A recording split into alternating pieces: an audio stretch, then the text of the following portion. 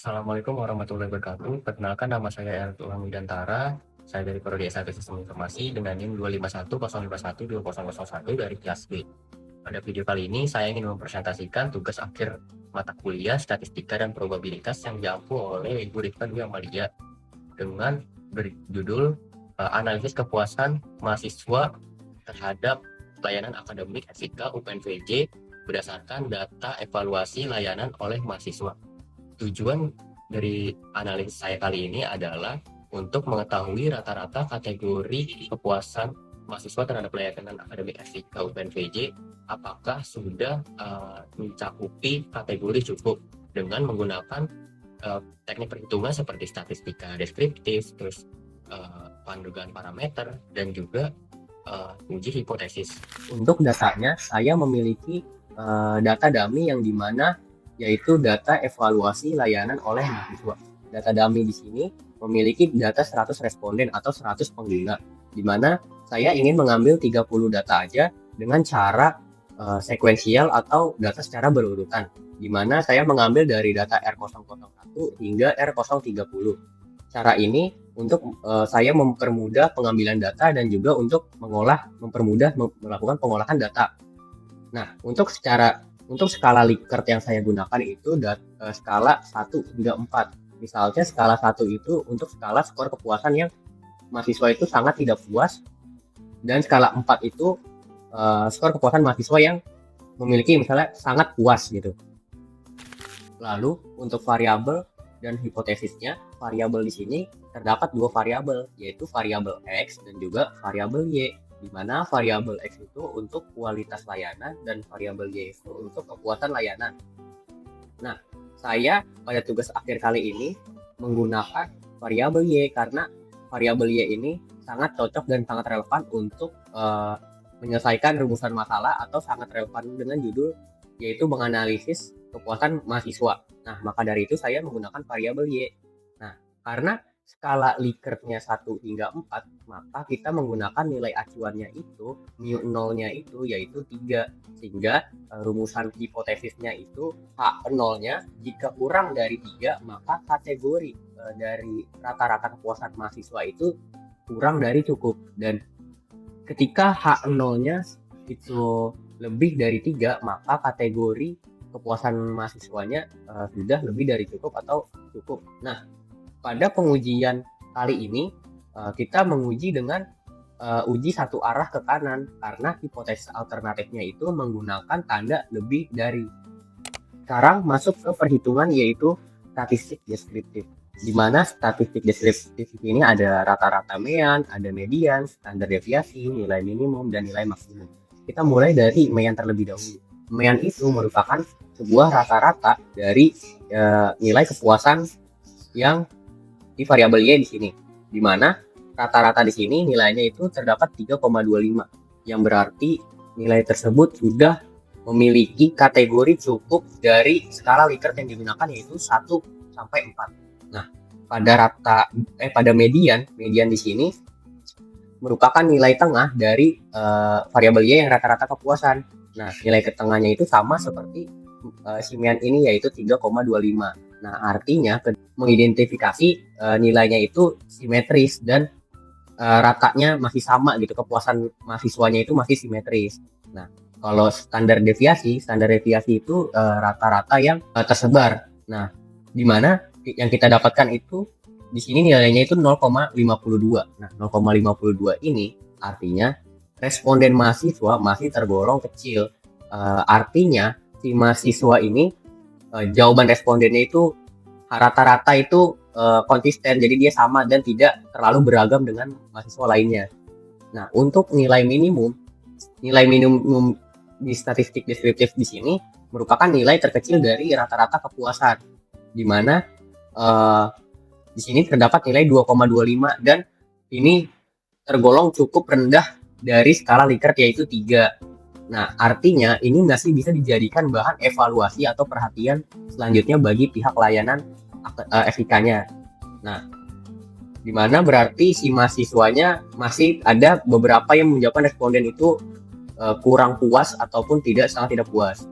Pada nilai maksimum ini tergolong tinggi dan melebihi dari skala Likert-nya, yaitu 3. Nah, ini berarti ada beberapa mahasiswa yang menggunakan yang melakukan responden dengan kategori itu sudah sangat puas, yang artinya si mahasiswa itu sangat puas pada layanan FIK ini.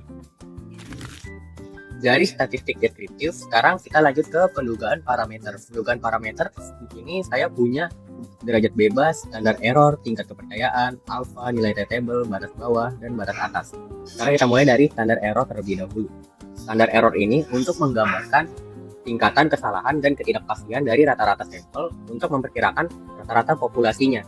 Nah, untuk kita mencari nilai dari standar errornya dengan menggunakan rumus, yaitu standar deviasi dibagi dengan akar si datanya, jumlah datanya. Nah, kita punya standar deviasinya 0,52 nih, dan akar rata-rata dan akar datanya itu 30, sehingga kita dapat menghasilkan si standar errornya itu 0,09. Nah, ini termasuk nilai standar errornya kecil, tetapi dia cukup baik dan lebih akurat datanya, karena semakin kecil datanya itu dia semakin presisi atau konsisten. Nah, dari standar error ini dengan komponen yang lainnya seperti derajat bebas mendapatkan nilai 29, yang dimana kita dari data 30 dikurang 1 yaitu 29, lalu nilai T-table, batas bawah, dan batas atas. Nah, dari interval kepercayaan 95% dan batas bawah yaitu 3,06 dan batas atasnya 3,4, itu menandakan interval kepercayaan dari 95% itu sudah termasuk kategori yang lebih dari cukup, karena dia berada di antara 3,06 hingga 3,44. Nah, berarti dia sudah lebih dari kategori rata-rata yang cukup, karena acuan dari nilai skala Likert-nya itu 3, sehingga ini bisa dikategorikan untuk interval kepercayaan 95% itu sudah rata-ratanya sudah cukup gitu, sudah lebih dari cukup. Nah, tadi sudah pendugaan parameter. Sekarang terakhir yaitu uji hipotesis. Di mana uji hipotesis ini kita punya komponen yaitu nilai acuan atau mu0-nya itu sama dengan 3. Habis itu ada T-hitung dan T-table. Nah, kita untuk mengetahui keputusan uji H0 ditolak, kita perlu menghitung T-hitungnya terlebih dahulu. Nah, T-hitung dihitung dengan rumus T, yaitu rata-rata sampel atau X rata-rata dikurangi dengan si nilai acuan mu0-nya dan dibagi oleh standar error. Maka kita menghasilkan nilai 2,78. Nah, untuk T-table-nya kita akan membandingkan T-table atau uji satu arah dengan nilai 1,7 yang merupakan hasil dari derajat bebas dan tingkat signifikan alfanya yaitu 5%.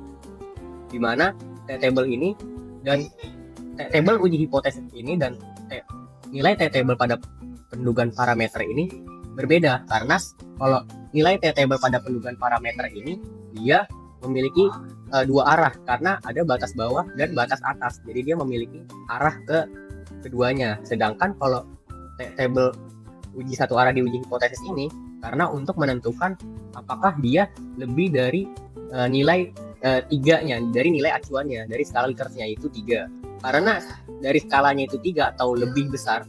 Nah, untuk mengetahui keputusan uji H0 ditolak, nilai T-hitung harus lebih besar dibandingkan T-table-nya. Nah, apabila T-hitung lebih besar dari T-table, maka H0 ditolak. Jika T-hitung lebih kecil dari dibandingkan T-table, maka keputusan ujinya tidak ditolak. Nah, dari perbandingan kedua ini, kita dapat simpulkan nih keputusan ujinya. Nah, kita dapat simpulkan bahwa si T-hitung ini 2,78 lebih besar dibanding T-table-nya, yaitu 1,7. Maka hasil dari H0-nya itu ditolak. Nah, kita sekarang masuk ke sesi kesimpulan, di mana dapat disimpulkan bahwa dari tabel pendugaan parameter dari batas bawah dan batas atas memiliki nilai 3,06 dan 3,44, di mana sudah melebihi dari nilai acuannya yaitu 3. Nah, hal ini menandakan bahwa nilai rata-rata kategori kepuasan mahasiswa sudah lebih dari cukup. Lalu pada tabel hipotesis juga menghasilkan keputusan uji hipotesisnya itu hipotesis nolnya ditolak karena T-hitung itu lebih besar dibanding T-table. Hal ini juga menandakan bahwa kategori mahasiswa kepuasannya sudah lebih dari cukup. Lalu rekomendasi untuk fakultas yaitu perlu dipertahankan nilai yang sudah baik, yaitu nilai tingginya yaitu sudah banyak lebih dari yang sedang maupun rendah, itu perlu dipertahankan. Tetapi perlu juga yang harus dievaluasi, yaitu dari kategori rendahnya. Nah, fakultas perlu menanggapi atau merespon lebih baik lagi terhadap responden-responden yang ada di mahasiswanya. Nah, dengan hal ini, dengan evaluasi yang dilakukan pada fakultas, itu bisa membuat mahasiswa melakukan responden yang lebih dari cukup, maksudnya lebih baik atau lebih puas lagi, sehingga dari kategori respondennya lebih konsisten ke arah yang tinggi dibandingkan yang rendah. Mungkin segitu saja presentasi dari saya. Kurang lebihnya mohon maaf. Wassalamualaikum warahmatullahi wabarakatuh.